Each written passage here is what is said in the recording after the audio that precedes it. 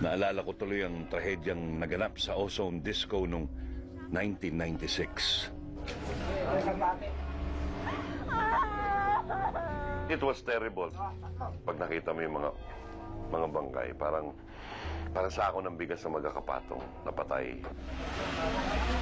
Ang inakala ko, isa lang na pangkaraniwang sunog na nako-cover ko sa araw-araw, siya na palang pinakamalalang sunog sa kasaysayan ng bansa. Sa malagim na sunog na naganap sa Ozone Disco. Ito ang criminal negligence ng may-ari ng Disco Pop. Kabilang ito sa mga istoryang hindi binitiwan ng Radyo Patrol.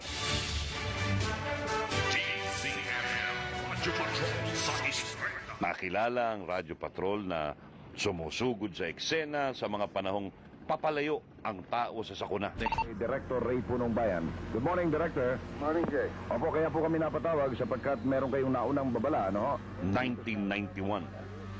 Nagbabanta ng sumabog ang Mount Pinatubo. Tremors continuously.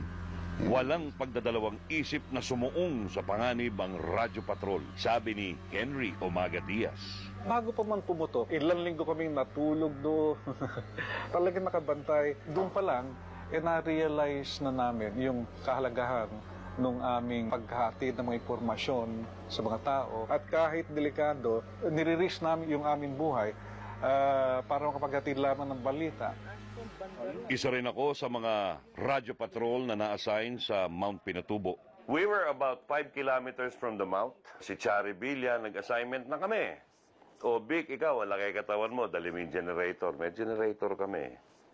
O ikaw, Chari, dali mo yung mga kaldero. O ikaw, dalhin mo yung ganito, yung mga gamit. Nung pumutok, takbo kami. Generator, pack up!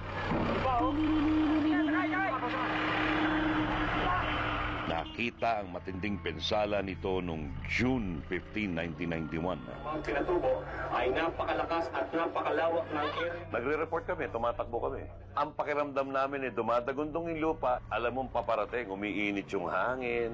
Hawak-hawak ko yung radio, yung walkie-talkie. Pagtingin ko doon sa bundok, nandun na yung napakataas na usok.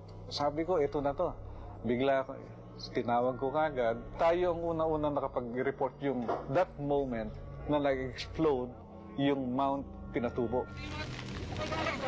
Ginimbal ng lakas ng pagsabog ng Pinatubo ang buong mundo.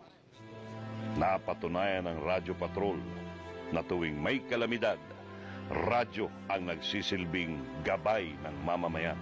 Pag walang kuryente, wala kang balita. Pag radyo kasi, you can have news while running away, while running for your life. Sa mga ganitong panahon ng trahedya at dilubyo, ipinanganak ang serbisyo publiko ng DZMM. Malamang kilala nga yung DZMM na una sa balita. Pero yung una sa public service, nung panahon na yon, hindi kumakagat yon. Ng Balitang K. Galing TV, pinasok si Corina Sanchez sa DZMM para maging katandem ni Ted. Si Ted, parang asawa ko yan sa loob ng mahabang panahon. Nagsiselos nga dyan ng mga boyfriend ko nun